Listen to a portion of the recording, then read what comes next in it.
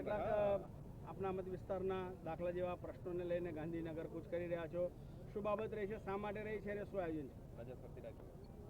આજે એટલા માટે આટલા સુધી આવવું પડ્યું છે કે અહીંયા 2 વર્ષથી લગાતાર વર્ષોથી જે આદિવાસી દાખલાઓ જે મળતા હતા એ દાખલાઓ સરકારે આદિવાસીઓને આપવાના બંધ કર્યા છે. પણ અમે લગાતાર 1 વર્ષથી મામલતદાર કચેરીઓ હોય, પ્રાંત ઓફિસ હોય, કલેક્ટર ઓફિસ હોય, દાખલાઓ બદલે નવું જનરેશન જે હતા એ પ્રાઇમરીમાં જે ભણે છે ત્યાંથી મળીને કોલેજ સુધી ભણતા હોય એવા લોકોને અને નોકરીમાં જાય હતા એ લાગ્યા છે એવા લોકોને પણ બનાસકાંઠા જિલ્લાના બધા જ વિદ્યાર્થીઓ ઓફિસોમાં ધરમ ધક્કા ખાતા હતા. ધરમ ધક્કા ખાતો છતાં પણ એમને દાખલા નથી આપવામાં આવ્યા. કલેક્ટર ઓફિસ વારાઘડીએ દોતા અમીરગઢ તાલુકાના બધા જ આગેવાલીઓ સાથે મળીને દીકરા દીકરીઓ સાથે મળીને પણ રજૂઆતો કરવામાં આવી, આવેદનપત્ર પણ આપવામાં આવ્યા. આટલી સમય સુધી રજૂઆત કરવા છતાં પણ આજે દાખલા નથી ચાલુ કરવામાં આવ્યા.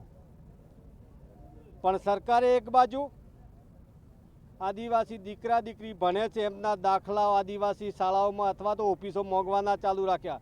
ભાઈ તમે આદિવાસી દાખલો લાવો તો તમને નોકરી મળશે, આદિવાસી દાખલો લાવો તો સ્કોલરશીપ મળશે, આદિવાસી દાખલો લાવો તો તમને એડમિશન મળશે. આવા સંજોગો હરેક બાબતમાં આદિવાસી દાખલાની જરૂર પડતી હોય ને એના સામે સરકાર દાખલા બંધ કરીને બેઠી છે. ત્યારે હર હંમેશા દાખલા ના મળે તો આદિવાસી દીકરા દીકરી ભણાવવા માટે કેટલી મુશ્કેલીઓ પડે છે, નોકરી માટે કેટલી મુશ્કેલીઓ પડે છે. એના અનુસંધાને વારંવાર રજૂઆત કલેક્ટર સુધી કરવામાં આવી પણ દાખલા ચાલુ નથી થયા, દાખલા હજુ આપવાના ચાલુ નથી થયા.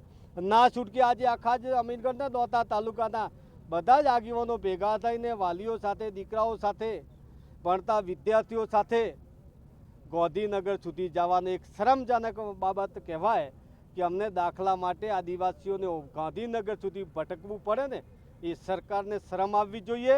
અમે વિનંતી સરકારને કરીએ છીએ કે અમને હજુ પણ વહેલું છે, ગાંધીનગર સુધી લાંબા ના કરો.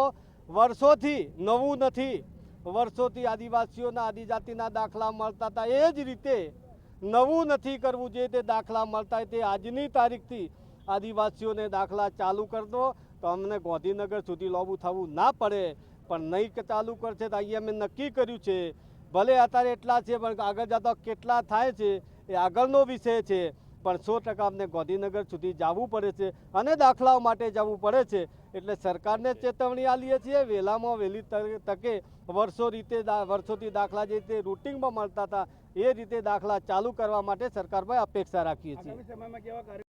નમસ્કાર, હું છું Sitab Kadri, voice of India ન્યૂઝમાં આપ જોઈ રહ્યા છો કે આદિવાસી સમાજ રોષે ભરાઈ અને રેલી સ્વરૂપે પાલનપુરથી ગાંધીનગર ધારાસભ્ય કાંતિલાલ ખરાદી અને અન્ય સમાજના અગ્રણીઓ સાથે નીકળ્યા છે.